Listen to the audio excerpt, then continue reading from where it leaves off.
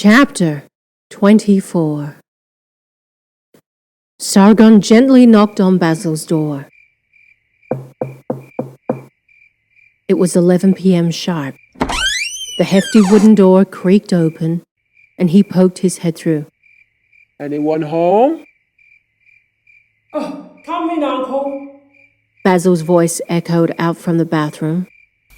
Sargon entered to find Basil fumbling his way toward him, fidgeting with his robe. Basil, meanwhile, glanced up and immediately stopped in his tracks upon seeing Sargon. Uncle, He gushed, you are the ultimate king of kings. and it was true. Sargon was every inch a true living king. His long dark hair combed back impeccably, complementing a high-collared black caftan with tiny gold embellishments, which sat inside a stone-grey robe that precariously floated behind him. Deeply touched, Sargon bowed low and long. He carefully wandered down the stairway, amused by the fluster unfolding. Oh, it appears you are having some bother with your outfit. Basil bashfully chuckled. Well, I'm having trouble. I just can't get this bloody sash thing to sit right. Whinged Maud as he too came out from the bathroom frustrated. He looked up, and too stopped at once. Oh, He squeezed a feeble smile through his lips. Uncle Sargon. Didn't hear you come in. Sargon laughed out loud. May I be of some assistance to you both? He offered, Thank you, Uncle. answered Basil quickly, grabbing at his robe. I think we desperately all need it. I'm pretty useless. Not at all. Sargon shook his head. Why, these clothes come from another place, another time. I would not expect any of you to know how to wear them. Sargon gently removed the robe from Basil's shoulders and adjusted his caftan so it sat perfectly along the nape of his neck.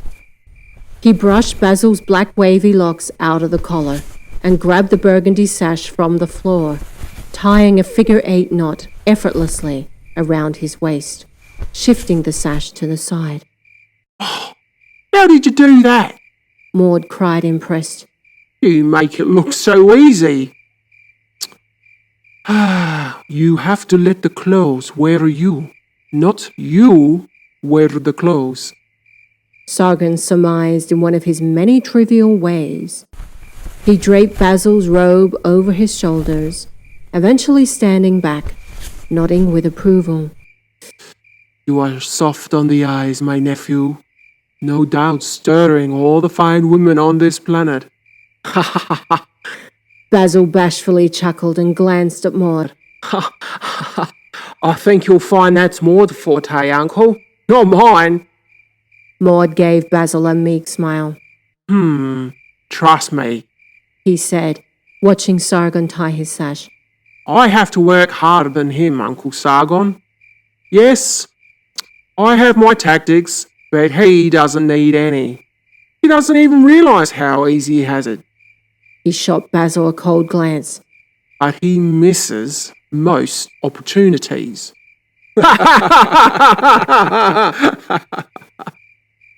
Hold on! Sargon and Basil laughed heartedly. Hold on! Sargon called out. A few moments later, Alden hurriedly rushed into Basil's sleeping quarters. Yes, sire? Backward, please, Alden. At once, sire? Bowing his old head, Alden backed away and scampered out of Basil's sleeping quarters. Alden has been with me for more than 60 years. Sargon revealed quietly. Wow, so long! Exclaimed Basil. He must be old. 113 Earth years old. Basil and Maud both gasped. But he's so vibrant! Basil shook his head astounded. And so quick! I actually came across him, being beaten to his surely death by some thugs, early one evening in Casablanca, a coastal village in the Maghreb, many years ago. Yes, I too was a thug in my young years, but I never dared hurt anyone out of spite. Sargon hastened to add. And so, I ordered for these thugs to stop, He grinned. and they laughed at me, saying that I would be next. Basil and Maud forgot all about their clothes for a moment and eagerly listened. So what happened? Basil wondered. Well, I nodded at them and duly proceeded to strangle the thug ringleader, using the strength of my mind. Clutching his heart, he crippled to the ground, crying out with pain, whilst his friends stood beside him mortified. I told them again to reconsider. Immediately, they all ran off in fear, cursing aloud, Aswat Sahar! Jinn! Chuckled Sargon. It means necromancer in Arabic. Basil and Maud burst out laughing. I quickly scooped up the battered and almost dead Alden in my arms and brought his limp body to my home, north of Casablanca. Evelyn and I cared for him until he made a full recovery. We sent him on his way, but he pleaded with us to allow him to live in our family. He said he had nothing to go back to.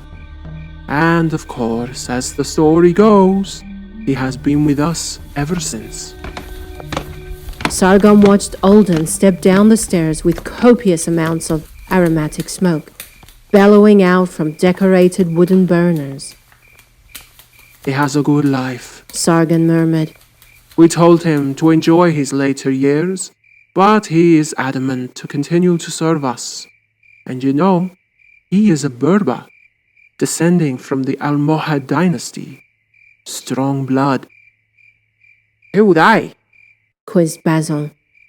Warriors of the Atlas Mountains.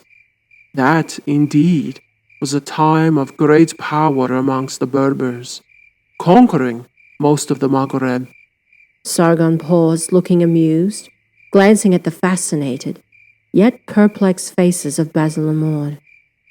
That is, Northwest Africa to you modern gents. Nodding with approval, Sargon stood back, admiring Basil and Maud's finished looks, fitted perfectly within their fine attire. You are kings! He bellowed, throwing his hands up in the air. I feel like one. Maud snickered, sliding his hands over his outfit. Sargon took a burner from Alden and wafted it around their ankles, the thick, aromatic smoke rising precariously throughout the folds of fabric around their bodies. This is Bahor, He murmured. a type of traditional Middle Eastern incense, a mix of many beautiful oils and resins, frankincense, pollen, vetiver, and oud. I don't ever think I've ever smelled this good. Sargon stood to his feet.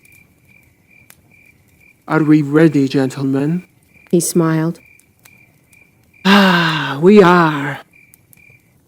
Basil inhaled deeply. Handing the burner back to Alden, Sargon gestured for Basil and Maud to walk ahead of him out the door. They silently strolled through the majestic walls of Alioth, passing the many staff, quietly undertaking preparations for the grand feast.